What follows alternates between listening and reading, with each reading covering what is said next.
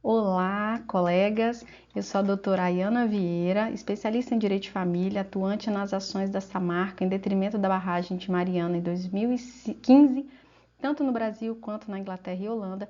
Antes de iniciar, não esqueça de deixar seu like, de se inscrever no canal e de me seguir, no Instagram. Estou gravando uma série de vídeos sobre assuntos polêmicos que vem surgindo após a repactuação e para fechar essa série toda, eu quero tratar de um tema que é tão importante quanto as próprias teses, A forma correta de atuação do advogado. Depois da repactuação, surgiu várias teses e movimentos. 54 meses do nóvel, menores de 16 anos, quilombolas, indígenas, programa de mulheres, reabertura do PID, exclusões indevidas, lista, consultas e cadastros. Algumas dessas teses têm base real, outras são interpretações ainda incertas, como eu já disse nos outros vídeos. E algumas estão sendo divulgadas de forma muito mais forte do que o direito permite afirmar. Então a gente tem que tomar cuidado com essas afirmações. Não é estudar a tese, O problema é vender essa tese como direito certo.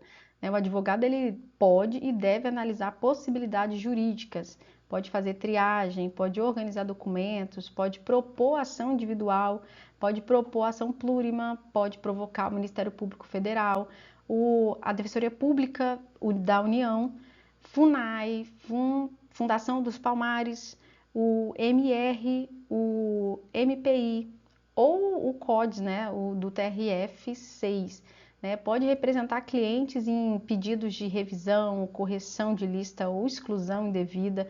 O que o advogado não deve fazer é prometer recebimento quando não existe decisão, programa aberto ou critério definido, A atuação correta começa pela transparência. Quando o cliente chega, o advogado precisa dizer: eu vou analisar o seu caso, existe uma tese, mas não há garantia de resultado.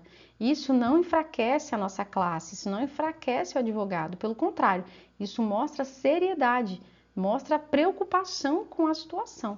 A gente tem que ter esses pequenos cuidados.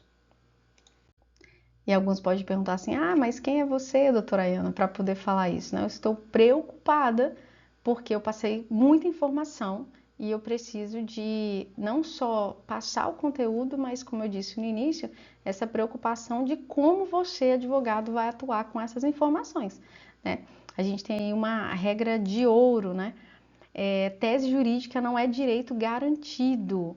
O programa previsto não é pagamento aberto.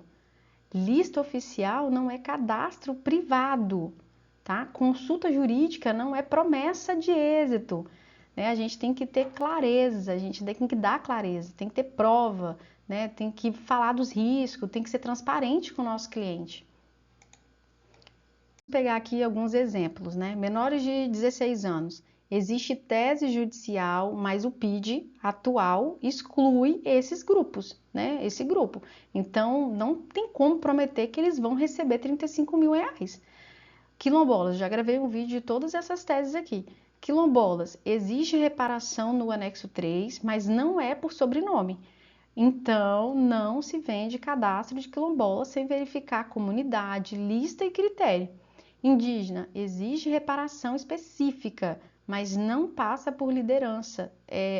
Mas passa por liderança, FUNAI, MPI, e consulta, tá? Então, não se promete pagamento por procuração privada comum, tá bom? Programa para mulheres, existe, mas ainda está em estruturação. Não se diz que toda mulher já vai receber os 35 mil.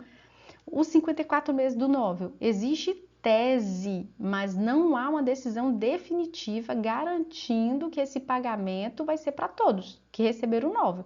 Então, não se promete complementação, tá? Agora, na prática, como é que a gente consegue organizar isso, Isso eu sugiro, sugiro a vocês criar ficha de triagem por tema, Menores de idade.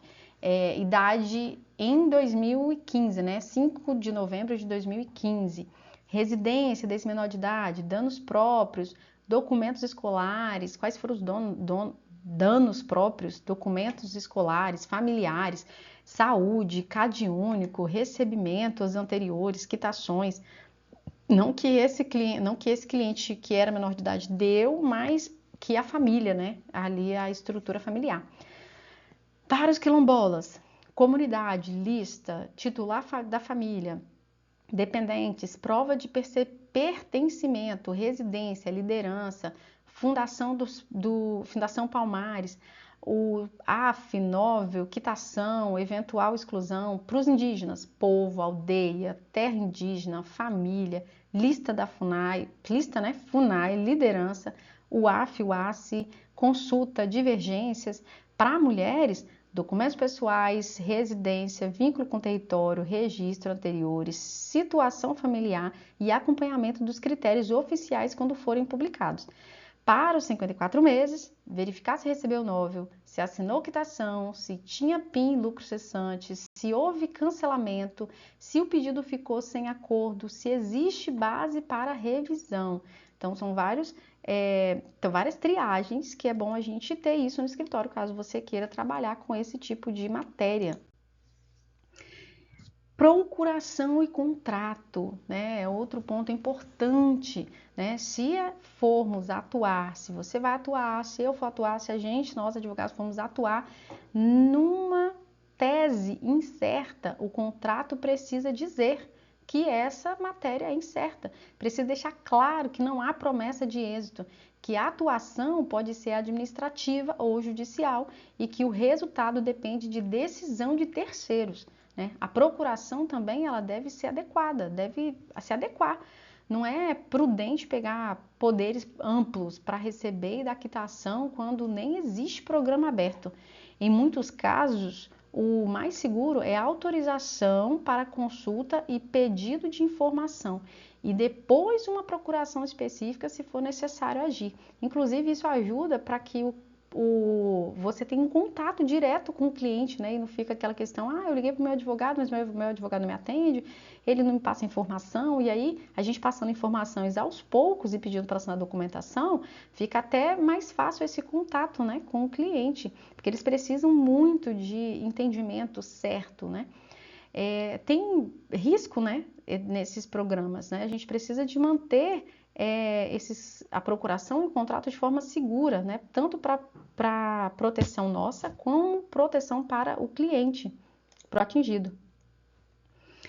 A cobrança de cadastro, gente, como eu ouvi muito sobre isso, sobre essa cobrança de cadastro, e cuidado com a cobrança de cadastro. Cobrar valor para fazer análise documental ou consulta jurídica pode ser lícito, se houver transparência. Você está falando o que é que está acontecendo, recibo, contrato, explicação, tudo certinho. Mas cobrar para fazer cadastro com promessa de recebimento pode configurar problema ético e pode gerar responsabilidade civil, tá? Tem uma enxurrada de clientes, de atingidos, entrando em contato para poder falar sobre isso. É preocupante com a classe, com vocês advogados, com nós advogados, né? O que as pessoas vão começar a pensar da nossa classe, né? O caminho profissional seria esse, né? Informar, né? A gente informar para o cliente, passar todas as informações corretas, né? O estado real dessa tese, dessas teses, né? Triar, né? Fazer essa questão de triagem de documentos, de impedimentos, qualificar com questão de prova, estratégia, requerer quando for necessário, nos órgãos corretos, né? E se necessário, se precisar, judicializar, né? Só com base e risco explicado, né? Explicar todos os riscos, todas as possibilidades para o cliente, né? Não simplesmente pegar e deixar sem informar nada.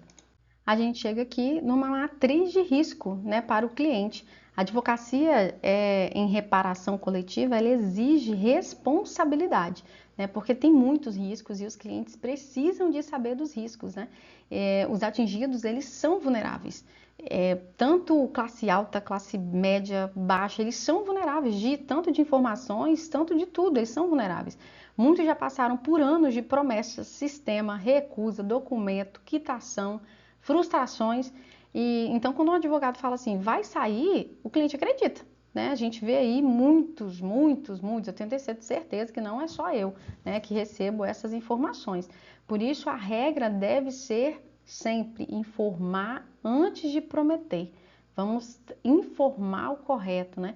A gente coloquei aqui no slide para poder ficar mais fácil o entendimento. O direito está reconhecido? Seguir o fluxo oficial, conferir dados e prazos. O programa está em estruturação, acompanhar e preparar os documentos, não captar com o pagamento certo. É uma tese judicial ainda? Uma fazeação, requerimento com risco explicado, contrato sem promessa. O cadastro informal ainda, investigar a origem e legitimidade, porque essas coisas têm um alto risco de abuso, então precisa de ser origem certa, investigar a origem, né, dessas informações é muito bom, tá? Agora a gente vai para o próximo slide, onde eu deixo aqui a frase final, né? Tese jurídica não é direito garantido. O trabalho do advogado é transformar possibilidade em pedido técnico, não vender esperança com certeza. Essa é a diferença entre a advocacia séria e exploração da vulnerabilidade do atingido. Vamos aí, o advogado sério transforma possibilidade em pedido técnico, não esperança em produto. Tá? Vamos fazer o nosso trabalho com ética. Eu tenho certeza que esse conteúdo será muito bem aproveitado por todos vocês. Então, muito obrigada por ter ficado até o final, por ter assistido todas essas séries de vídeo e te espero para os próximos vídeos.